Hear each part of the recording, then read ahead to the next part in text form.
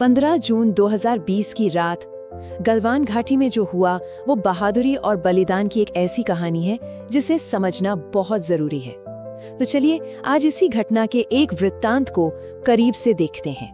ये सवाल आज भी कई लोगों के मन में है कि आखिर कैसे बिना एक भी गोली चले हमारे 20 सैनिक शहीद हो गए। ये एक ऐसा टकराव था जहां पारंपरिक हथियार इस्तेमाल ही नहीं हुए, तो फिर हुआ क्या था उस रात? तो जो कुछ भी उस रात हुआ उसे समझने के लिए हमें थोड़ा पीछे जाना होगा। देखना होगा कि गलवान में उस वक्त माहौल कैसा था, मतलब ये सब शुरू कहां से हुआ। सबसे पहले बात करते हैं लाइन ऑफ एक्चुअल कंट्रोल यानी LAC की।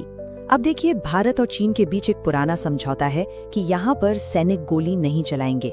ऐसा इसलिए ताकि छोटी मोटी झड़पें किसी बड़े युद्ध में ना बदल जाएं।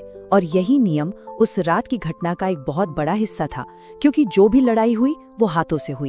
तो ये सब कुछ अचानक नहीं हुआ, इसकी एक पृष्ठभूमि है।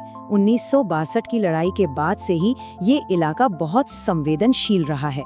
फिर 2020 की शुरुआत में चीनी सैनिकों ने घाटी में नए कैंप बनाने शुरू कर दिए।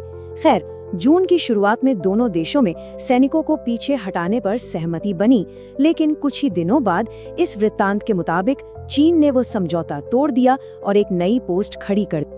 और यहीं से चीजें तेजी से बदल गईं, जब 16 बिहार रेजिमेंट के कमांडिंग ऑफिसर ने फैसला किया कि वो खुद जाकर इस समझौते को लागू करवाएंगे।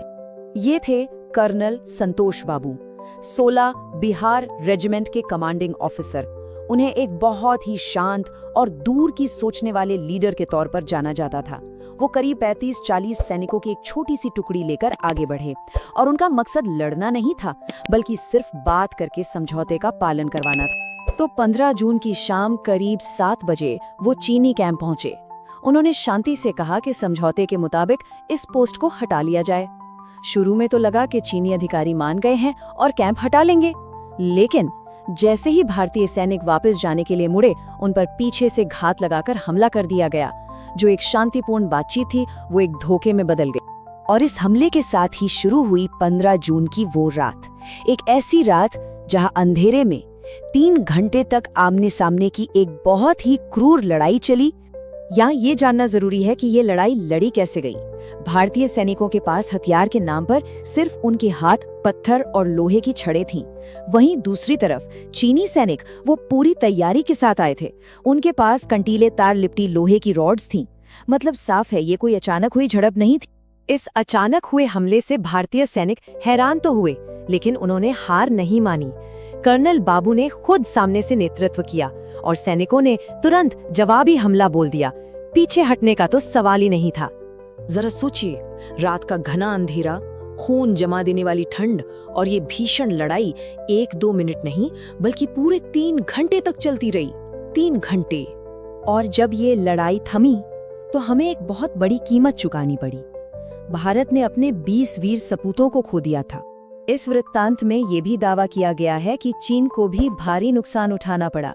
उनके 40 से ज्यादा सैनिक या तो मारे गए या फिर नदी में बह गए। हाँ, ये बात और है कि चीन ने कभी भी आधिकारिक तौर पर ये आंकड़ा स्वीकार नहीं किया। अगली सुबह जब सूरज निकला तो रात के उस भयानक मंजर की असलियत सामने आई। अगली सुबह जब कर्नल बाबू का पार्थिव शरीर मिला तो उनके हाथ में अभी भी एक रॉड थी। ये इस बात का सबूत था कि वो अपनी आखिरी सांस तक लड़ते रहे। जो सहायता टीमें वहां पहुंची, उन्होंने एक ऐसे संघर्ष का मंजर देखा जो रोंगटे खड़े कर दे। ये साफ था कि उन सैनिकों ने कितनी बहादुरी से रात भर लड़ाई लड़ी थी। इस घटना ने भारतीय सेना के मजबूत इरादों का एक साफ संदेश भी दुनिया को दे दिया। गलवान में जो हुआ उसकी खबर ने पूरे देश को झकझोर कर रख दिया, और इसके बाद जो राष्ट्रीय प्रतिक्रिया हुई वो भी देखने लायक थी। कर्नल संतोष बाबू की इस असाधारण बहादुरी और बलिदान के लिए उन्हें मरणोपरांत महावीर चक्र से सम्मानित किया गया।